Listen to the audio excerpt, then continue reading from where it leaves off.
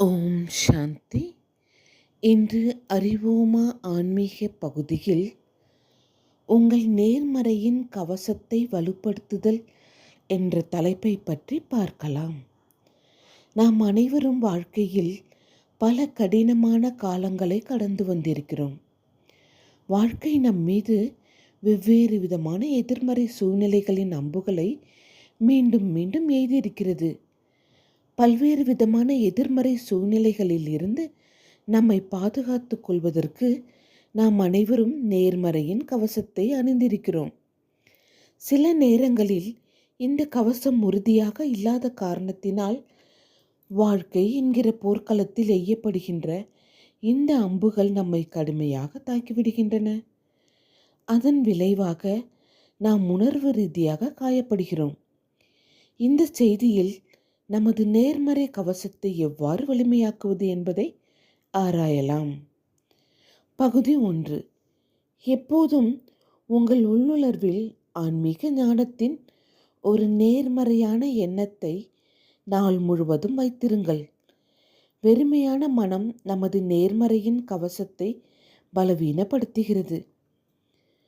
பகுதி 2. ஒவ்வொரு அடியிலும் இறைவனை துணையாக வைத்துக் கொள்ளுங்கள். இறைவன் அன்பு, அமைதி, ஞானம், சுகம், சக்தி மற்றும் சத்தியத்தின் கடலாக இருக்கின்றார். இந்த பண்புகள் உங்களுடைய நேர்மறையின் கவசத்தை உறுதியாக ஆக்கும். பகுதி 3.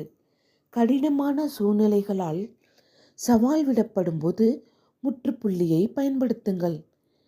அதிக எண்ணிக்கையிலான எதிர்மறை மற்றும் வீண் எண்ணங்களை உருவாக்கி சூழ்நிலையை பெரிதாக்க வேண்டாம். பகுதி 4. கவலைப்படுவது ஒரு எதிர்மறை ஆற்றல் என்று தனக்குத்தானே சொல்லிக் கொள்ளுங்கள். கவலைப்படுவதன் மூலம் வாழ்க்கை உங்கள் மீது வீசும் எதிர்மறை அம்புகள் லாபத்தை எடுத்துக்கொண்டு உங்களை கடுமையாக தாக்கும். பகுதி 5. எதிர்மறையான சூழ்நிலை இருக்கும்போது உங்களை பிஸியாக வைத்துக் கொள்ளுங்கள். நீங்கள் அதை எவ்வளவு அதிகமாக செய்கிறீர்களோ அவ்வளவு அதிகமாக உங்கள் ஆத்ம சக்தி வீணாகாமல் இருக்கும். நீங்கள் உறுதியாக இருப்பீர்கள். பகுதி 6. உங்களுக்குள் எதிர்நோக்கும் சக்தியை வெளிப்படுத்துங்கள். நீங்கள் விட்டு கொடுக்காத போது மட்டுமே போரை வெல்ல முடியும் என்பதை நினைவில் கொள்ளுங்கள். இது தீர்வுகளை ஈர்க்கும் மற்றும் அம்புகள் உங்களை தாக்காத பாதுகாப்பிற்கு அழைத்துச் செல்லும். பகுதி 7. கொடுப்பது என்பது நேர்மறை மற்றும் தூய்மையான செயல்களை செய்யும் ஒரு அழகான கலை. குணங்களையும் சக்திகளையும் பிறருடன் பகிர்ந்து கொள்வதன் மூலம் வாழ்க்கையின் போர்க்களத்தில் நமது நேர்மறை அம்புகளை அனுப்புகிறோம். அவை எதிர்மறை அம்புகளை வீழ்த்தும். பகுதி 8. உள்நோக்கு முகத்தின் கலையை பயிற்சி செய்யுங்கள்.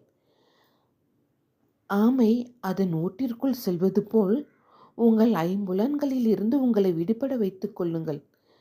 தன்னை ஒரு ஆத்துமா என்று உணருங்கள். பிறகு உங்களுடைய கவசம் உங்களை நன்றாக பாதுகாக்கும். ஓம் சாந்தி.